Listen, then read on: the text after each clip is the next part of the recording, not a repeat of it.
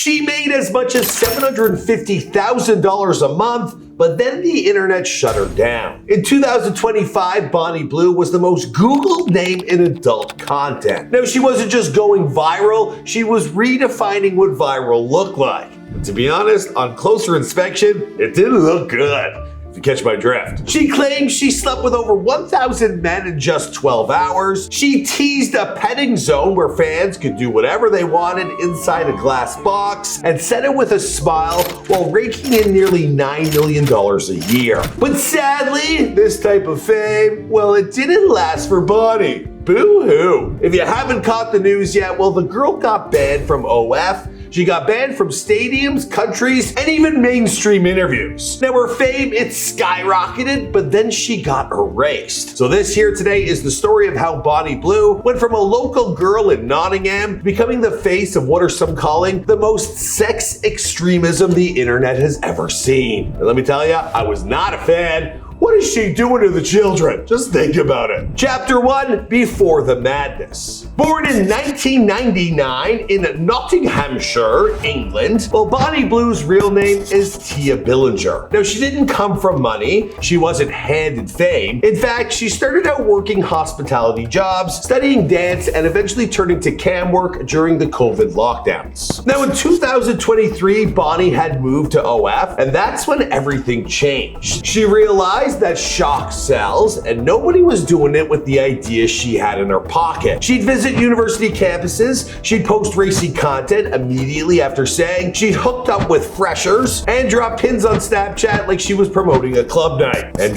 well, it worked. The kids caught on, and dudes were like, we not only have to pay her per month, but we can go get in on the action. And that was enough to light her on fire, so to say. By the end of 2024, well, she was earning over $750,000 per month. Now that's nearly $9 million a year from subscriptions and fan requests alone. But this wasn't just sex work. It was a PR machine disguised as chaos. And from what I've heard through the grapevine, well, it was her husband, now ex-husband, who was actually the mastermind running the business in the background. Chapter 2, the viral era. How to break the internet in 2025. Now, in early 2025, well, Bonnie, she announced that she had broken the world record for partners in one day, topping out at a whopping 1,057 men in just 12 hours. Yuck. I mean, if you do the math on that, how long is each guy even there for? Like a minute? Ugh. True or false? Well, the story, it went absolutely everywhere. Then came the most infamous idea of all. You might not have heard of this one. It almost passed my radar, but it was the petting zoo fiasco. We're talking a glass cube set up in London where strangers could get interactive with her content in real time for all to see. Now, it was provocative, it was exploitive, and completely viral. Even though, well, it didn't,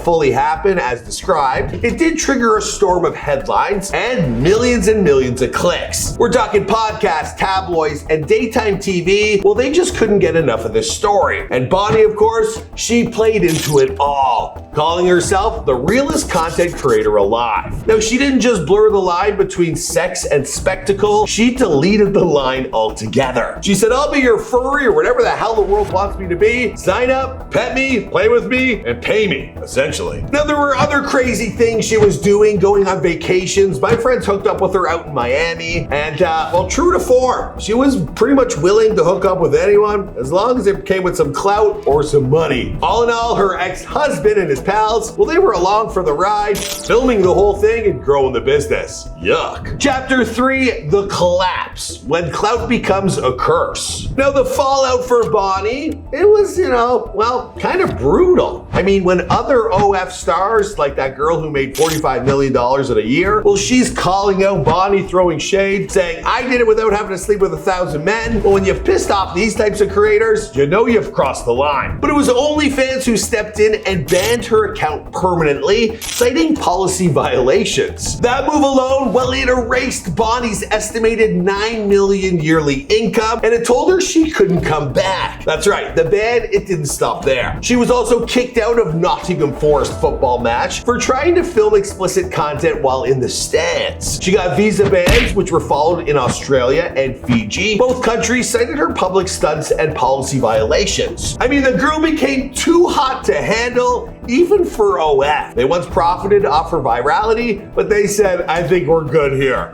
We're gonna go back to where we were before. Ugh, we can't get the taste out of our mouth. Chapter 4, the debate. Empowerment or manipulation? Now, Bonnie Blue said her content was about freedom and feminism. She called herself a sex extremist, someone who rejects all sexual taboos for the sake of honesty, but her critics, well, they weren't buying it. Now, British comedian Catherine Ryan, she slammed the men who lined up to sleep with her as sad and desperate. Pundits, they said that Bonnie, she was targeting an 18 to 19-year-old demographic, which was exploitive, not empowering. I'd agree with that. I mean, where do these kids even get the money to sign up for OF? I guess pool boys went from being the stars of the stuff to the guys paying to watch. I don't know. Now, the mainstream TV was also talking to Bonnie, airing her segment. Well, that caused 188 complaints to Ofcom, the UK's TV regulator. Now, others, they did defend her. They stated she's not the problem. The men who lined up are. She's just exposing how thirsty society is. Now, the debate, well, it's spilt onto the internet. Now, Bonnie, she wasn't just a creator anymore. She became a case study. Also, it's important to note, she also became, well, the leader of a new viral star, because many girls started to copy what she was doing and do it for themselves. Chapter 5. So where on earth is Bonnie Blue now? Well, since the ban, Bonnie, she's disappeared from most major platforms, but she's not gone. I mean, this isn't a before they were gone video. She's still alive and well. She now promotes herself via Telegram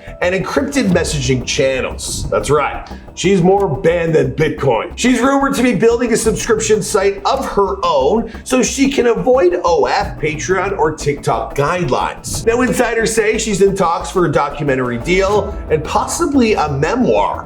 Her fan base, well, now it's smaller, but still active. There's some people out there who actually found a young man who looks a whole lot like her. Some are speculating that she had a sex change early on. And you know what? Well, that just makes her niche audience a whole lot nichier or creepier. Yikes. Now, if we've learned anything about Bonnie Blue, well, she's probably planning something even bigger. And once she gets off these platforms that, well, can throttle or deregulate you or kick you off altogether, well, now that she's figured out she could do this all on her own, well, maybe she'll come back bolder than ever. The legacy of Bonnie Blue. Bonnie Blue, she pushed the boundaries on purpose. She gamified controversy and she made millions of dollars doing it. She showed how quickly a creator could be loved, banned, and rebranded. And she did it all in the same year. But underneath the chaos, there was a hard question. If virality is the goal, what are we willing to trade for it? Fame? Privacy? Integrity? Your gender?